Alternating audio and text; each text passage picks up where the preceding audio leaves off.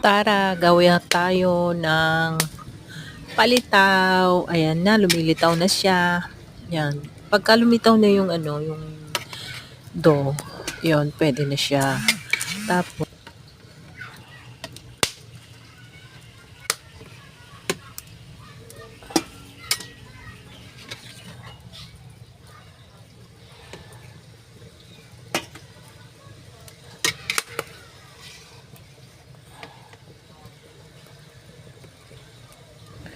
mahina-hina ang kalaban. Kaya ayan.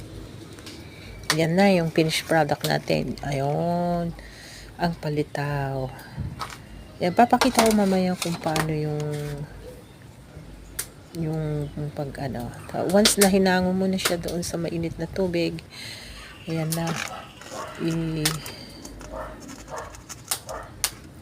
pagulong-gulong mo na lang sa sa nyog.